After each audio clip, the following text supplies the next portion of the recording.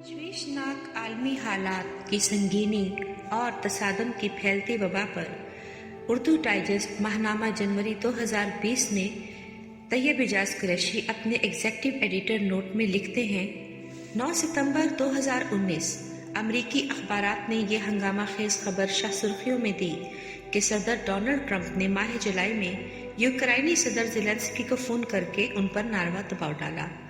अमरीकी सदर जो बाइडन और हंटर बाइडन के खिलाफ तफ्तीश शुरू कराना चाहते थे। मकसद साबिक नायब सदर बाइडन को मुसीबत में मुब्तला करना था, जो आमदा सदारती इलेक्शन में ट्रंप के मजबूत हरीफ बन सकते हैं। 2015 में अमरीकी हुकूमत ने यूक्रेन से मुतालबा किया था कि वो अपने अटॉर्नी जनरल विक्टर शुकन को बरतरफ कर दे।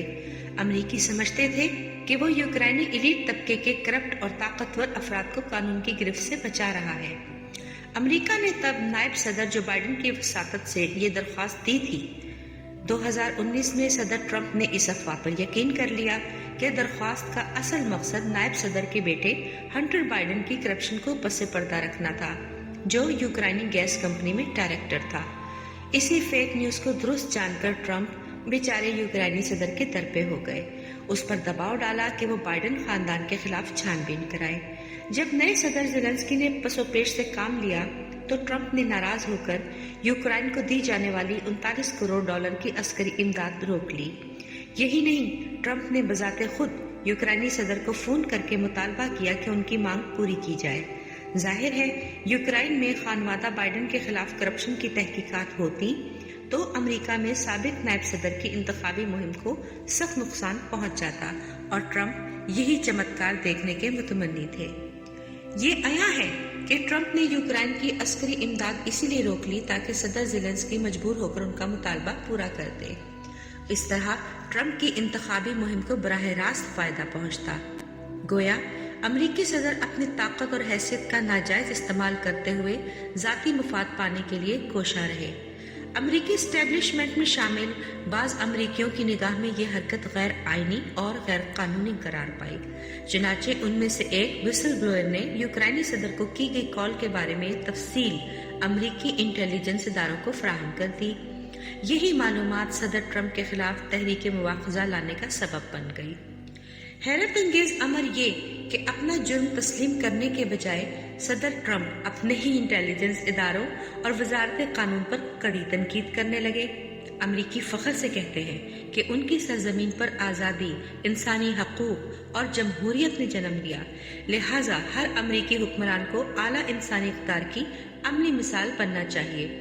मगर उन्हीं का मुंतखब करदा सदर धड़ल्ले से सारी इखलाकियात और सब असूल, ज़ाब्ते और कवानीन पैरों तले रोंद रहा है और अपने ज़मीर पर किसी किस्म का बोझ भी महसूस नहीं करता। अकलौती सुपर पावर के सदर का बेशर्माना चलन देखकर बकिया ममालिक के हुक्मरान भी उस जैसा शैतानी तर्ज अमल इख्तियार कर रहे हैं। हकीकतन पिछले 10-15 बरस से दुनिया भर में बतदरीज ऐसे हुक्मरान सामने आ चुके जो ताकत के बलबूते पर मनमानी करना चाहते हैं। अपने मकासद की तकमील के लिए उन्होंने नाजायज ज़राए अपनाने से भी दरेग नहीं किया। कमज़ोर की कमज़ोरी उनके नज़दीक गुनाह बन चुकी। कोई कौमी इदारा गैर कानूनी हरकत करने पर उनकी राह रोके तो वो उससे भी भिड़ जाते हैं। मसलन इसराइली वज़ीर आज़म नेतन्याहू अपनी अदालतों और पुलिस से नबरदाज़मा हो गया क्योंकि उन्होंने उसकी करप्शन तश्त-ए-ज़बाम कर डाली। बर्मा में अमन की नोबल याफ्ता आंग सूची अपनी ही जालिम फौज की पुष्ट पनाह बन गई, जो रोहिंग्या मुसलमानों का कत्लेआम कर रही है। उधर नशे ताकत में बदमस्त मोदी करोड़ों भारतीय मुसलमानों पर जो मुजालिम ढा रहा है, वो भी खून के आंसू रुला देती है। हुक्मरानों की आमरीत और जबर के खिलाफ कई ममालिक में अवामी एहतजाज जन्म ले चुके। वेनेज़ुएला, मिस्र, चिली, अर्जेंटाइन, लबनान में होते हुकूमत मुखालिफ मुजाहरे इस अजूबे की नुमायां मिसालें हैं। अब हर मुल्क के अवाम अपने हकूक की खातिर आवाज़ बुलंद कर रहे हैं।